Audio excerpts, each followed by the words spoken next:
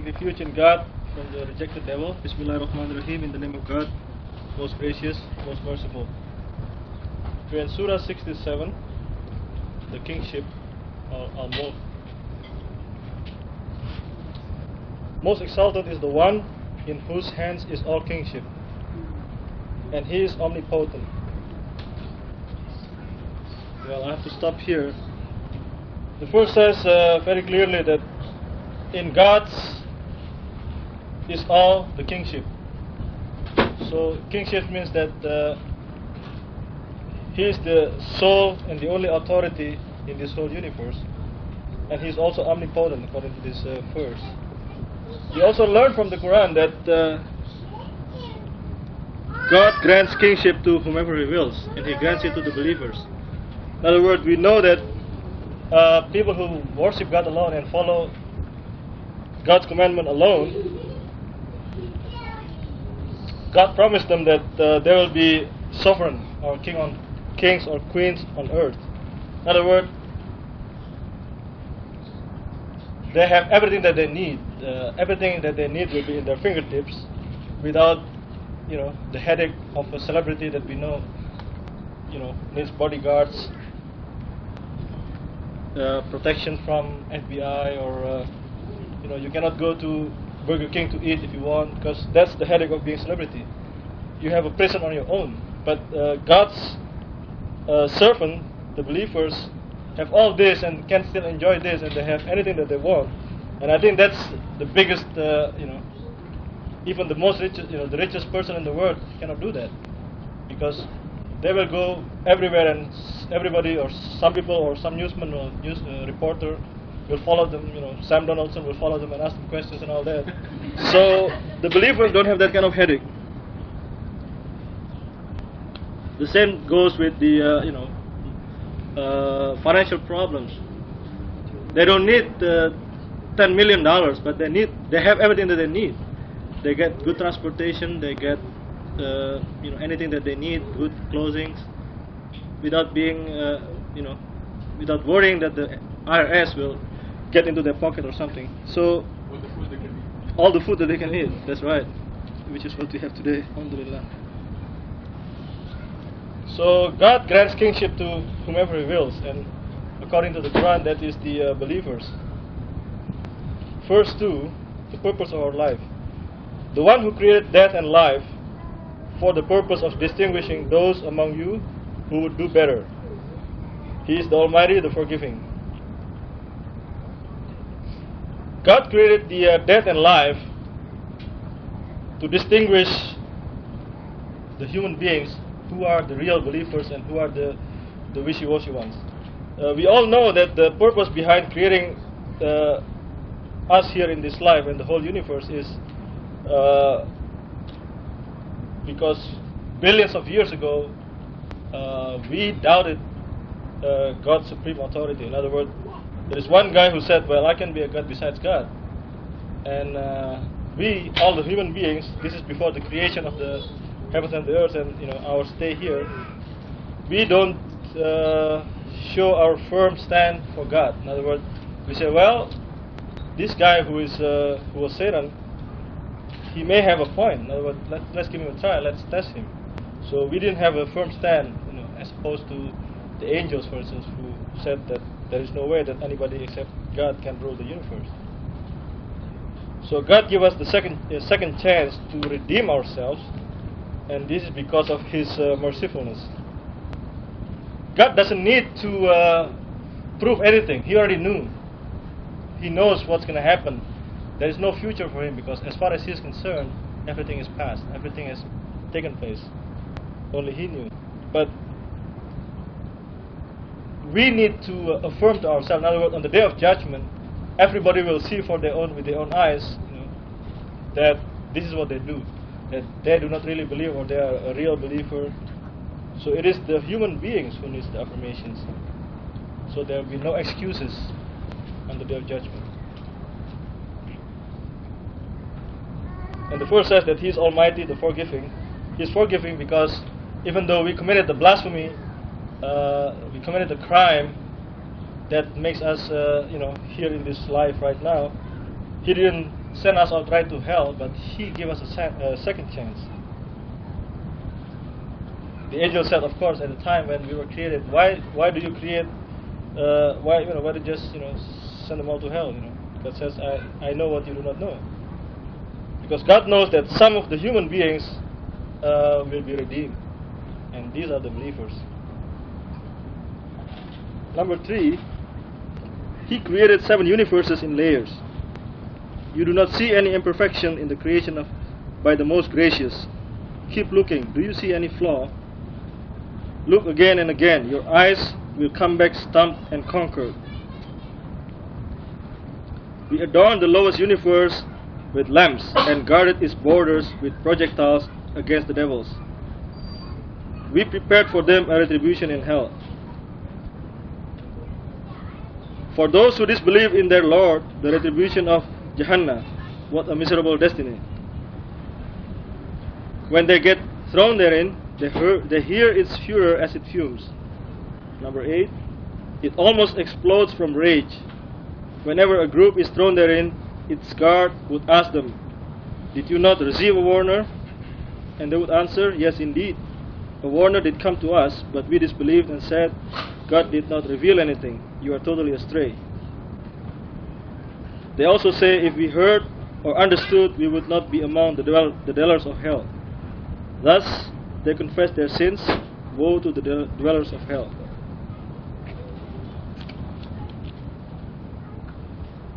Verse number 3, we learn from here that our universe is not the only universe that God created. The scientists, the astronomers, is still trying to determine, the limit or the borders of the universe where we live in.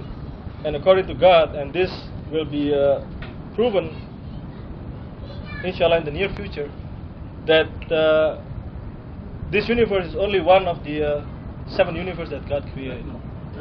Put Bill on this side. Because it's going to smash his hand. On this side. There you go.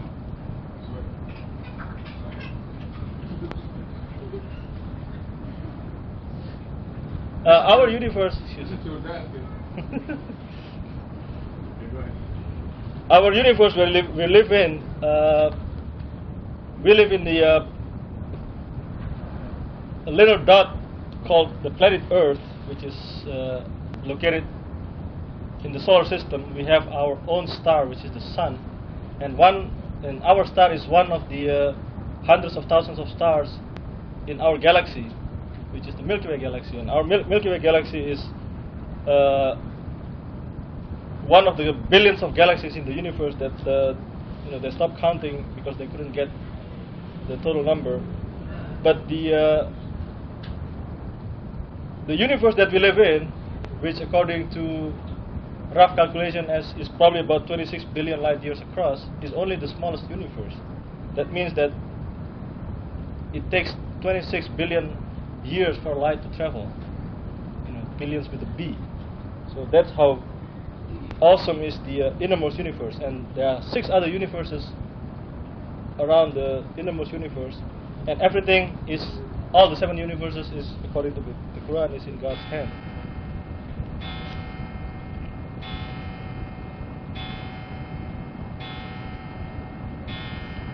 However, the innermost universe is also, according to verse number 5, is actually the prison cell for Satan, because he cannot go beyond our universe.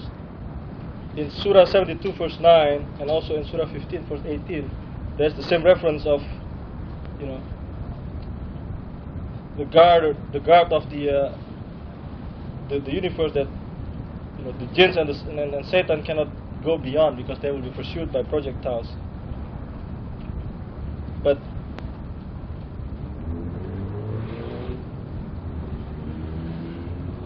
nobody can find any flaw in God's creation. We just look and lay down at a dark night when the moon is very young and look at the stars. I used to do camping a long time ago when I was young, and I always lie down and look at the dark night and look at the stars, and I'm always never cease to amazed how all this can can become into being.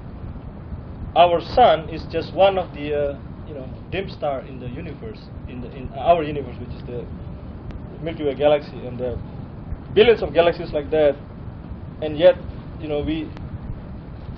we cannot imagine how vast is the universe, because until now there is no way that we can even go to our closest neighboring star, and not to mention the neighboring galaxy.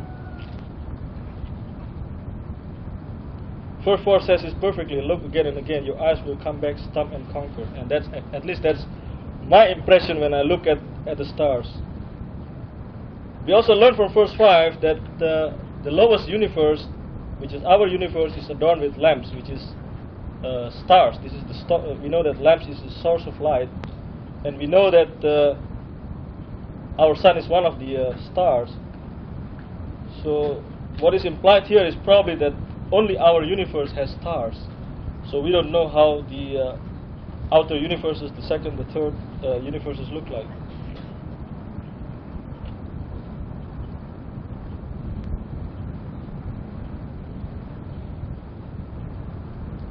We also learn from this surah in verse 7, 8, and 9 is how terrible is the condition in hell. We know that hell is reserved only for those people who go out of their way to reject or deny God's greatness, and therefore, when people go there on their own volition, because despite of all these warnings that God sent through the messengers, through the scriptures, and through all the signs that God manifested to the people, they still insist on going there. And therefore, it's like they already deserve what they get over there. But God explains here how terrible is the condition in hell. It is like hell has its own personality. I mean, hell can be so angry towards the disbelievers, because when the disbelievers were sent there group by group, hell can even sort of talk back to them.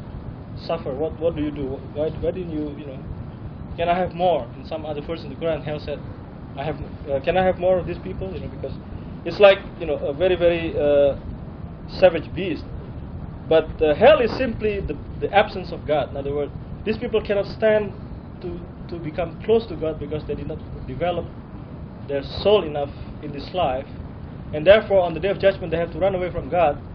They couldn't stand the presence of God, and that absence of God is really actually hell. Because in some other verses in the Quran we learn that hell is also described by darkness, by hopelessness, also fire, where people are roasted there and never die and all that. So there is no excuse for the disbelievers when they go there, because they have been warned here, as with the as best allegory as human language can find. As a matter of fact, there would verse 9 we know that disbelievers will what is the word? They will accept the blame. Yes, indeed, we had a warner, but we disbelieved and said that God did not reveal anything and you are totally astray. And this is exactly what the majority of the people will say when one quotes from the scripture, one is conveying the word of God. They say, we don't believe you. You're far off. I mean, you're strange. So that's what they say in this life, and in the hereafter they will admit that. And they also said in verse 10, if we heard or understood, we would not be among the dwellers of hell. Thus, in verse 11, they actually confess the sins. I think if there's any questions or comments or anything, I'll give it to the forum.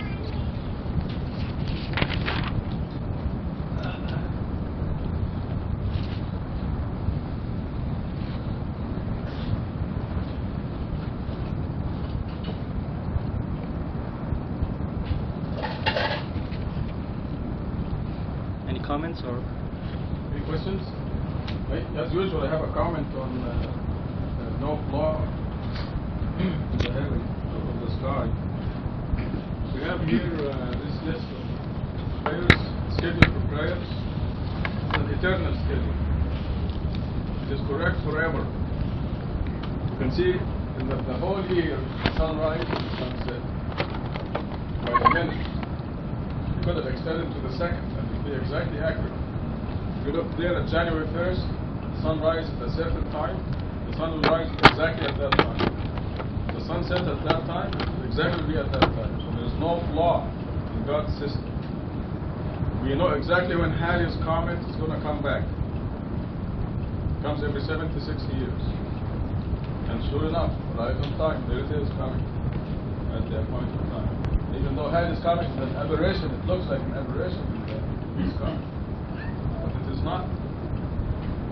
So this is why God says in 4, look again and again, and your eyes will come back stumped and conquered. If you are looking for a flaw, you will not find one. And we have shared a demonstration as to how the moon, we see only one side of the moon, even though it is rotating around itself and around the earth.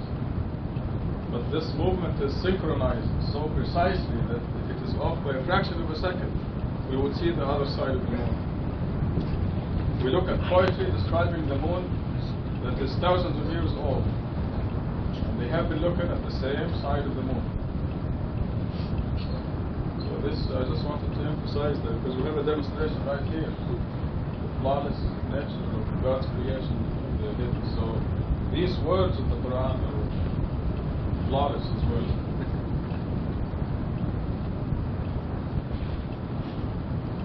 Back to the Verse 12.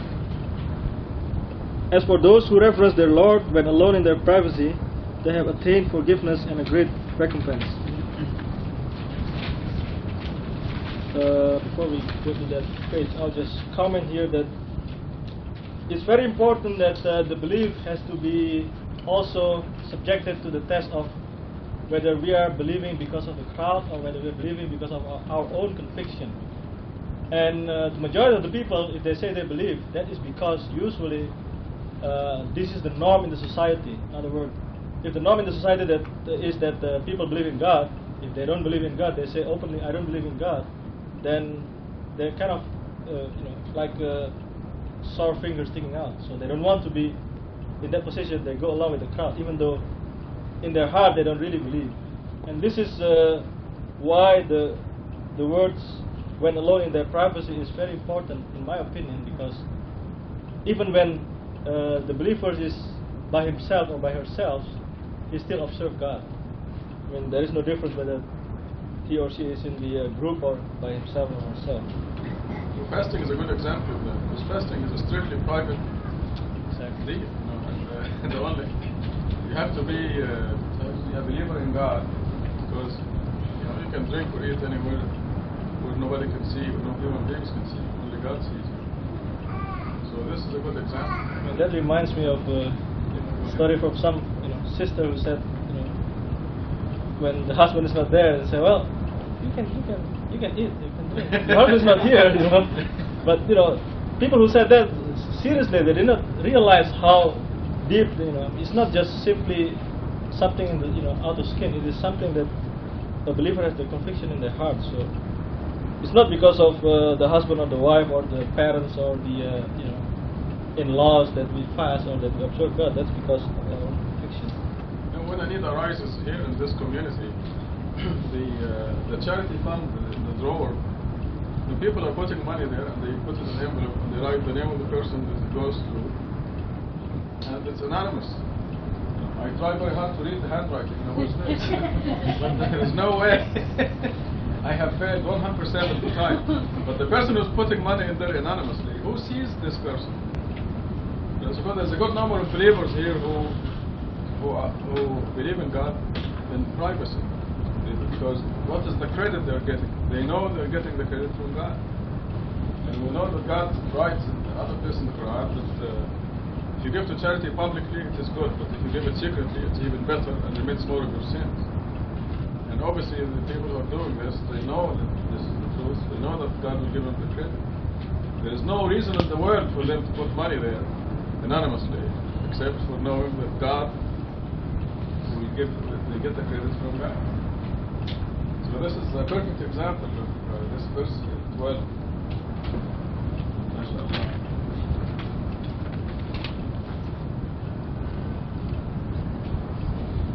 13. Whether you keep your utterances secret or declare them, He is fully aware of the innermost thoughts. Should He not know created? He is the sublime, most cognizant. This is sort of a rhetorical question. God, who created the heavens and the earth and everything in them, of course He knows everything that He created. He is fully aware of all the creation that He made. I mean, in the Quran, there is even a verse that says, "Not a single leaf falls without Him being, knowing all that." So, if we can count, if it is possible to count how many trees are there in the world, and if it's possible to count how many leaves in every tree, which is impossible for any human being, but God knows every single leaf that falls. That's how far, we cannot imagine how great is God. So we cannot even hide anything from God. The children are usually still very innocent, and they usually, if we talk to them about God, and the best way would be, in my experience, they can lie to you, but we told them that you cannot lie to God. I mean, you can lie to your parents, you can lie, but God will always know. So in the end, they are the one who keeps saying this all the time. God always knows whether we declare anything or we keep it secret. 15. He is the one who put the earth at your surface. Roam its corners and eat from His provisions. To Him is the final summoning. I just read the new translation of the Quran, and one of the footnotes, Rashad put the analogy of this earth as a spaceship. So when NASA launches any spaceship, spaceship with 2 or 3 people aboard, they have to calculate exactly how many they're going to be there, so how much food, how much oxygen, how much water they need. Yet these people are celebrities. These people came back from from space for a week or 2 months or whatever, and they came back as celebrities, and everybody knew them. They're out in the newspaper and everything. Yet God sent us in this spaceship Earth, and we are the one who originally committed sin and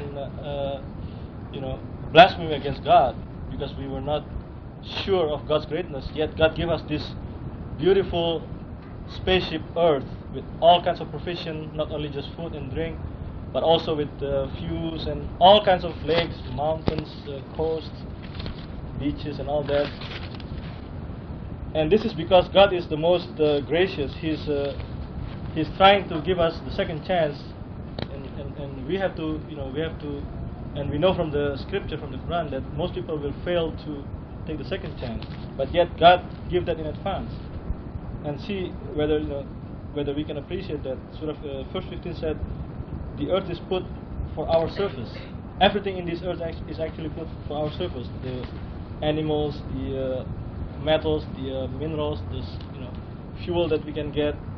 Anything that we have in this earth is actually created by God for our surface. Yet actually we are, sinners in the beginning to start with. So this comparison makes me wonder, if a little bit of room in the universe, I mean in the space, where this astronaut can cram through, and these are makes them celebrities. What about us? God gives us all this for free, and we actually are not even celebrities. We are, We don't have to wear space suits, yeah? Exactly. We can take a shower in space suit.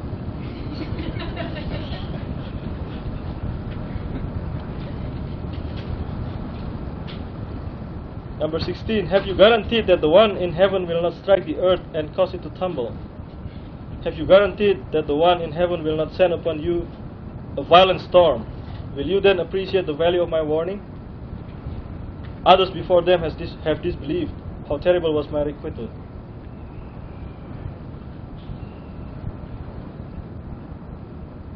We know that the earth is such an insignificant mode in God's universe, and everything else that is the universe that God created is actually fits the the palm of God. In other words, everything according to God is in God's hands. So when a human being look at a mountain, it's a huge mountain, and they say this is there is no way that anybody can move this. But God says here that nobody can guarantee that the earth will nothing will happen to the earth. It's very easy for God if He wills to strike the earth wipe out all the disbelievers, cause it to tumble, according to this verse. Have you guaranteed that the one in heaven will not send upon you a violent storm? Verse 17.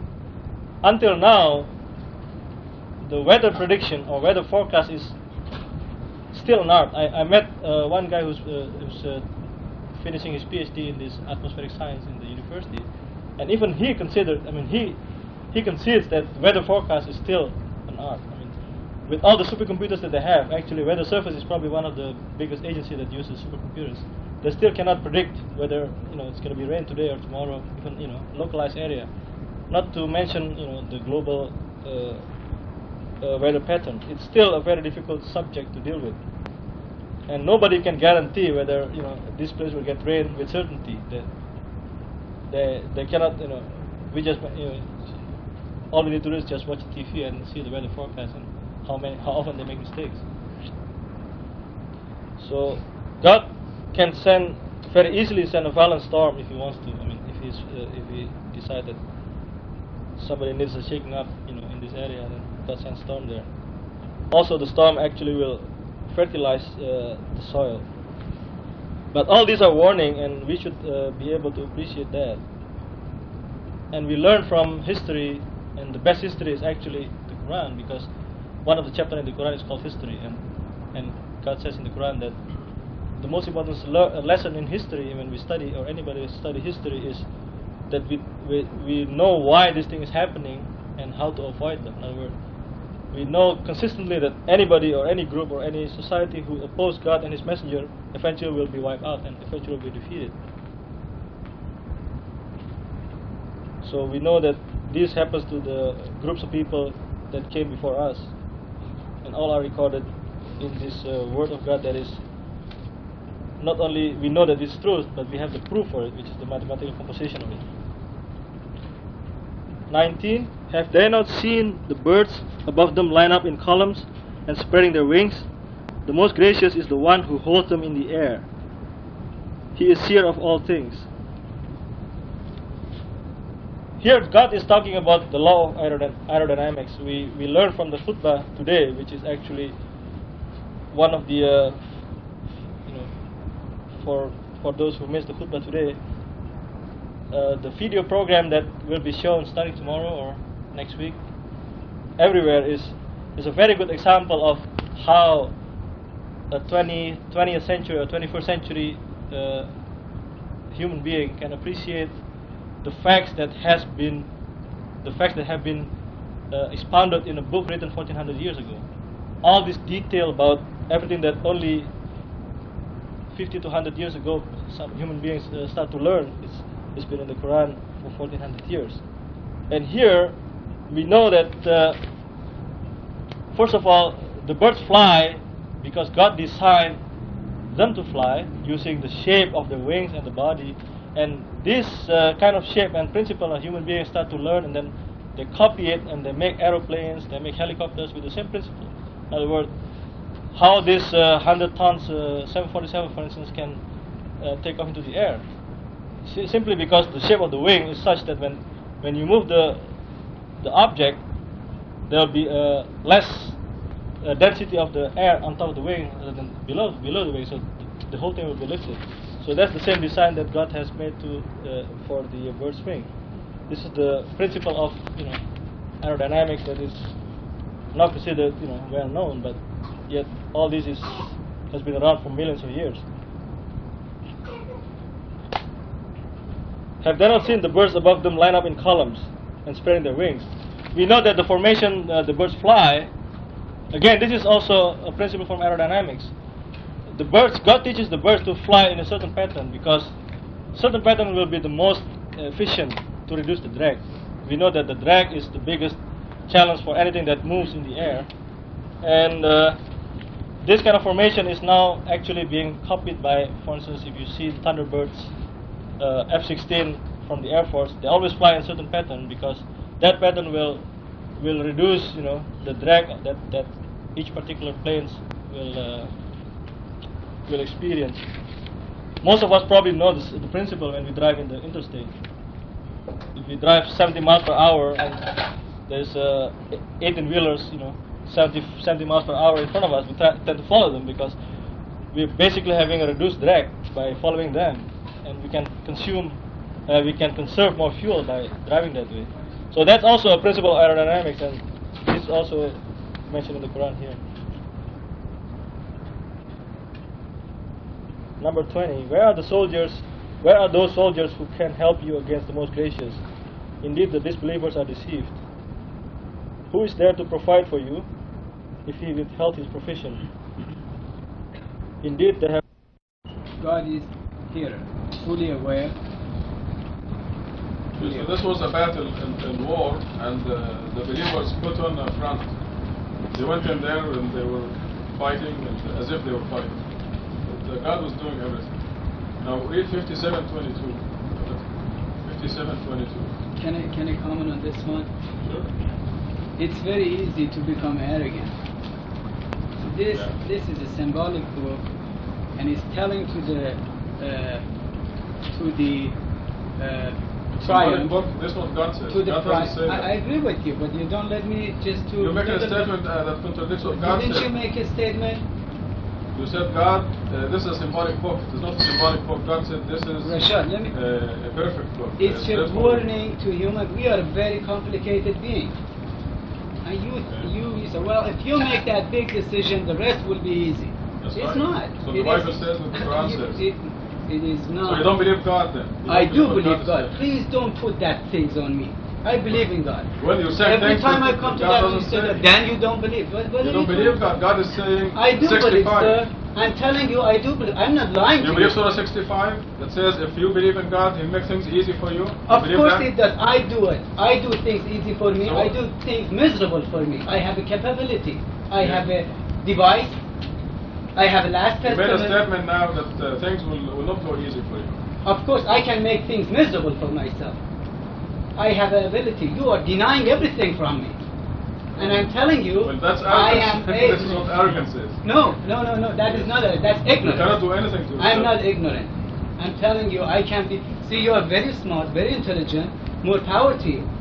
But don't tell me, well, if you make that big decision between Satan and God, the rest of it is easy. It's That's what God downhill. is saying. This is what God is saying, not me. I'm telling you, the belief is Do you a believe God revolving or door. not? Do you believe God? It's a revolving door. Okay, do you believe God or not? Yes, I do. If you believe God, then you are wrong. Because God says if you make the decision to be with God, things will be easy for you. And the rest will follow. You know why? I can show it to you in the Bible, I can show it to you in the Quran. You know why? Because the concept is true. The concept Okay. is true. Yeah. God is Almighty, as I was telling Now we're this talking. gentleman, and this when you let's take it one enterprise as an example. Let's take one enterprise. You go to one big company and you are hired under circumstances, and particular circumstances. You are qualified for that job. But if you don't fulfill that expectation, which put it to you at the beginning, you are fired, you are failed, and they very graciously will tell you, go somewhere else. This is what we know what is expected from us. God is not going to interfere. It's not fair. He's not going to interfere if I pull a gun on you and say I'm going to kill you. He's not going to interfere in that. If otherwise you pull a gun on me, You're saying things like he's not going to interfere. Let Mahmoud say something. Well, this argument is something that last people was going to see it happen over and over. But one thing that I want to ask you is, one thing that you referred to is the fact that we know a lot of things about the Quran and Islam from hearing them, not referencing them directly in the Quran. What I'd like you to say is, whatever you're saying is the belief, to back it up with Quranic verses. Because you are, as you said, you are talking to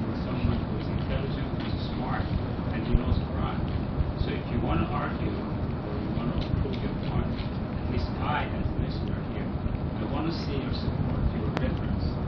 If you say it on the basis of the things that you have heard and you believe in, without any reference to the Quran, then I am hard to believe or to understand what you say or accept it as a third party listening to both of you.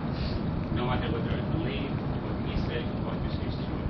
If you want to make the argument and let it stay, at least make things clear for me or for the people who are sitting here and things are not clear. I expect you as an intelligent To back it up.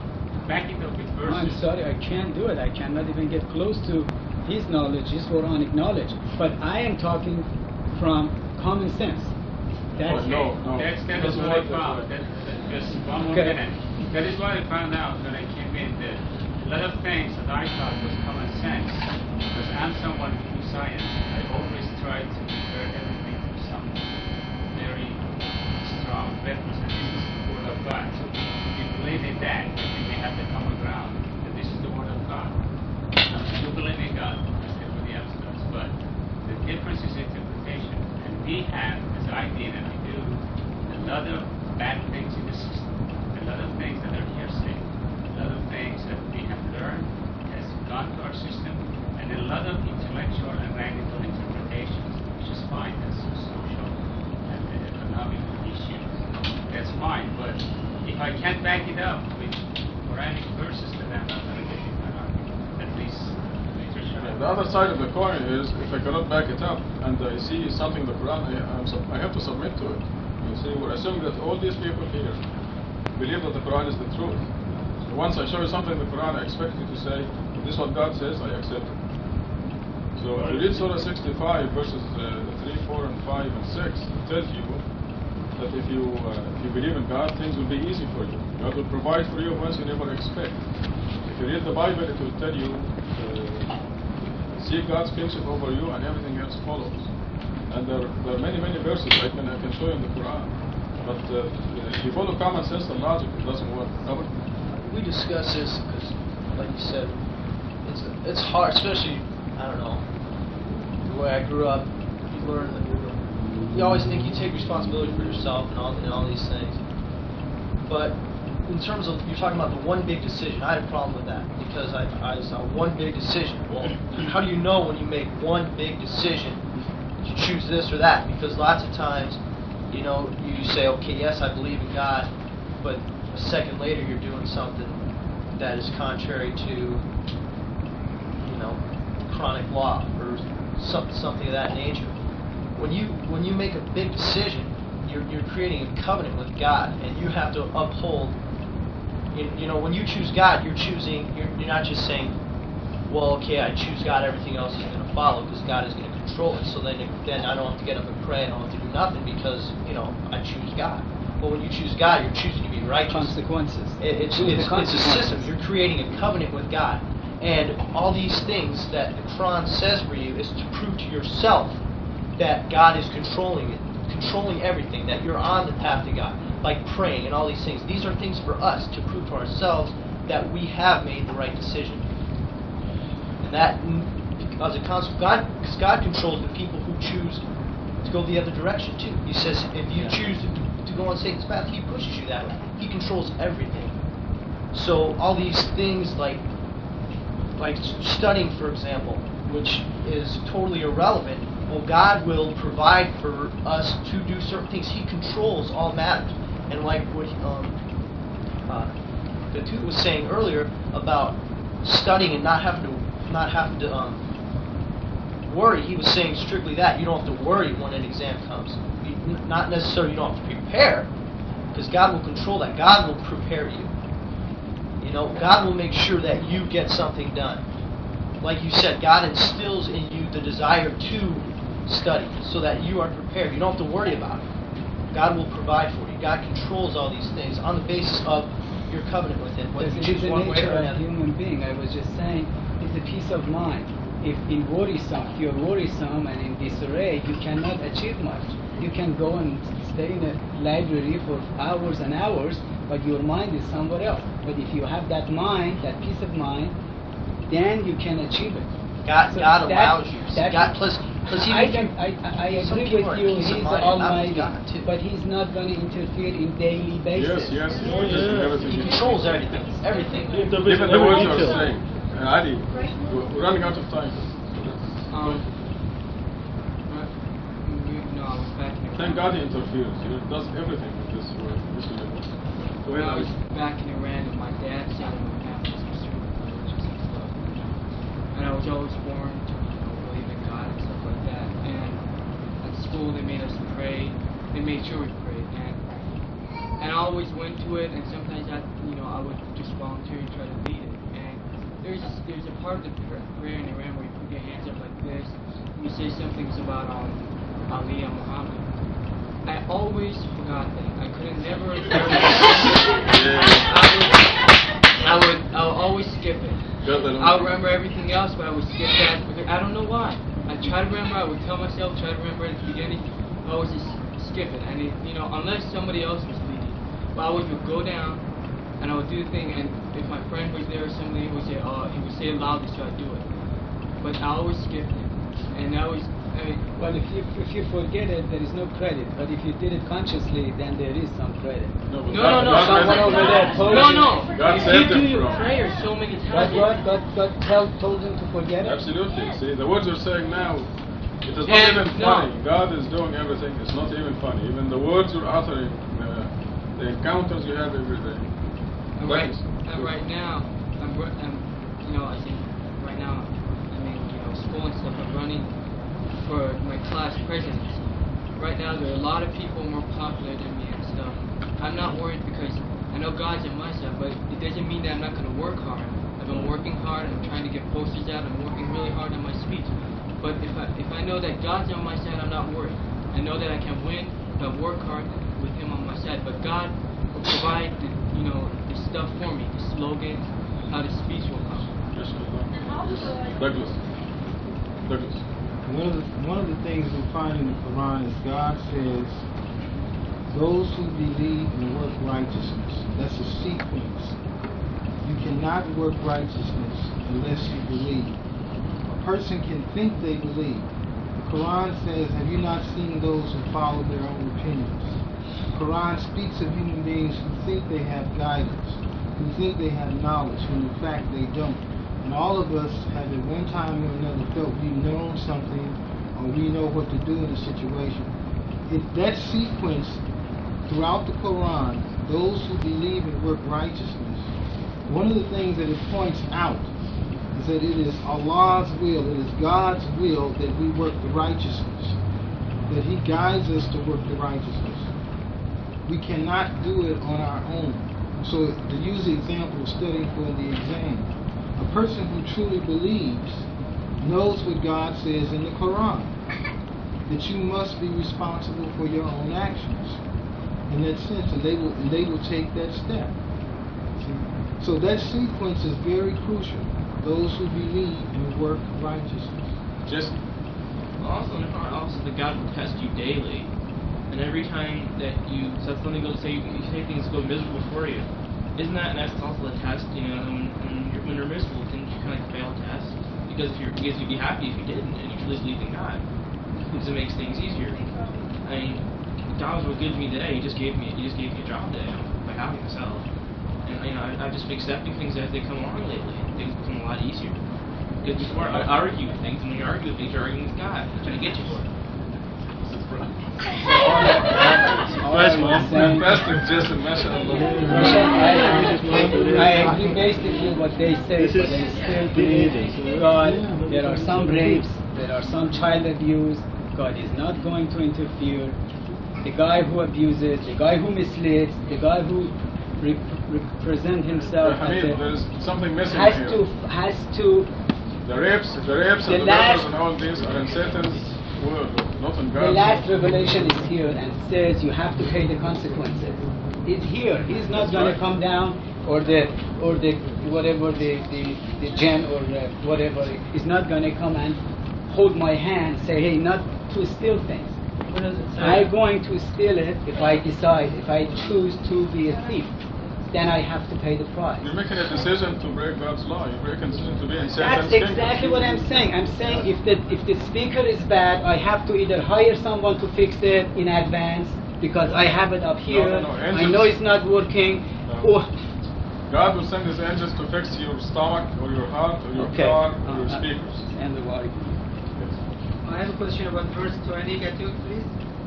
Going back to verse 20, Surah 67, page 563.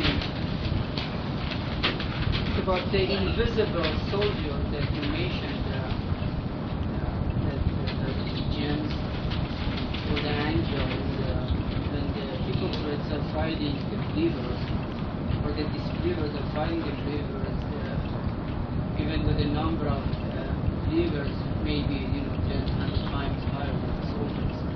The disbelievers, but mostly The believers always win. yeah, that's right. The believers always win. Yep. And you mentioned about invisible soldiers. Does this mean that we do not see the invisible soldiers, that they do not exist physically, or do they take the gun and they shoot, or this invisible soldier, what God meant was again that sacrifice, determination, hard fighting, not be afraid of anything, just in the front line? No, Hassan, they are mentioned in the Quran several times. Invisible soldiers mean soldiers you cannot see. They're right in this room, but you cannot see them. How do they They're fight very it? physical, but they can carry this mask and turn it upside down. How physical can you get? They have never done it anywhere in the whole universe. They didn't do it. And you Once. are putting it towards Sodom God and can Gomorrah. destroy this, but have they ever done it? Yes. Of course. We know it in the Sodom and Quran. Not Gomorrah. after the last revelation, because Jesus said it, this is it. Read my lips, Let me- read my let me- lips. The angels turned Sodom upside down, the city. Yeah, did I just tell you after the Prophet Muhammad, he said this is it? Now you have everything in your hand. I don't Before understand. that, people asked prophets, we want some proof, like miracle. And Moses threw his stick and became a whatever and Yes. opened, because people were not sophisticated. They were not at the higher echelon. Now we are. We are in a We have enlightenment, America right now. enlightenment era. Yes. The whole. So what is your point? If you're not getting it, I'm sorry. I'm saying this is it. It says the That's what you're saying, but consequences. you're not following it. You don't No, believe you're it. saying, well, if you make that big decision, God will come and turn the TV for me. If I say, well, listen, Yes, my legs are broken. And this guy said, They will well, not go break and to get start grab with. it. If you believe in God, they will not break to I start do with. believe in God, sir. I gave you the list. But I also believe in my intelligence. See, the Quran Our says teacher- the Quran says that we have to kill our ego because that is usually the last idol. What that has So- to do with the price of tea in China. I'm saying I'm that- talking about my. I said, please believe in yourself. God will guide No, you. believe in God, not believe in yourself. You believe in God. Your Believe in ability, yourself, that's your ego. God put it in you. You supposedly. See, Moses were commanded by God to tell his people to kill their ego because the ego is the last idol. We can say we believe in God. Millions of people who believe in God will not make it because they still have something hanging there, the stumbling block, and the last stumbling block is the ego. If we cannot accept the word of God, as it says in Everything the you do Quran, consciously, it will count, good or bad. It will count again for you or against you. It will credit it in you and nothing, not to your neighbor, not to your brother or father. It's your own account. But if you don't do it unconsciously, there is no credit. If I pray, if I'm a good Muslim because my father told me so, there's no credit for me. But if I come to the senses that there is such a religion and tells you this, and I come to the decision and got to the point, then there is some credit at the end of the line. Right? But you have to make a decision. You have it's a revolving door. It's just a revolving door. In the Quran, God says He misguides those who He pleases and guides those who He pleases. So then, on the consequence of what you just said, from your own common sense, if God guides who He pleases and misguides who He pleases, that's in the Quran. Right. Is that correct? Yeah, that's absolutely So correct. then, Not in daily basis. so then you can throw conscious and common sense right out the window, in a sense. Now, except the fact that everything in the Quran and everything does make sense. That's how God has made it for us. Right. The whole fact that we don't believe that God had His only begotten Son and sent Him onto this earth. All these things that don't make sense, 3 people in one, and all this other stuff. That we just believe in God alone. That's all part of common sense. The fact that there's no contradictions in the Quran with science. That it's a perfect book. I mean, this is all part of common sense. But when you're talking about, like, one big decision, it's whole bunches of decisions, little decisions, which constitute one big decision, whether you believe in God or not. That's what I was talking about in the covenant, with your covenant with God. Like when you're talking about praying or not praying, that's a decision whether you're choosing God or Satan. That's all part of that one big decision. So it comes up time and time and time again. But that's the only thing that matters. Whether you tell your employees, look, here, this has to be done in 1 month or not, and they get kicked out, that doesn't make any difference. See, God is fair and Because just. He controls all that. If you are fool enough to go on the roof and then fall down, He's not going to do anything. He's not going to interfere. If I survive the accident, there is some explanation, Well, physical explanation. Here's another thing for it's the not Bible. that It God says you shouldn't me test. off. There's no need to test God. You shouldn't test, like in the Bible. I don't know if this isn't in the Quran, but there's a verse where Jesus is on the top of the mountain, and the devil says, "Well, if you're truly a messenger of God, well then cast yourself down upon these rocks, because it says that His angels will save you." And Jesus says, "You shouldn't test that Lord, that God." Don't test God, yes. So Our teacher next it's all week part of is being Douglas. righteous. Douglas Brown. We're going to read the Fatiha for Ali to help him with his school and something. He requested the Fatiha for all. And lucky Farhad Moini, he gets his birthday in the middle of the week, so we can give him 2 Fatihas. So we're going to pray to God again to give him and his family a great happy year coming up and happier years after that. Fatiha. بسم الله الرحمن الرحيم الحمد لله رب العالمين الرحمن الرحيم مالك يوم الدين إياك نعبد وإياك نستعين اهدنا الصراط المستقيم صراط الذين أنعمت عليهم غير المغضوب عليهم ولا الضالين. Congratulations. Surah 68 next week, inshallah.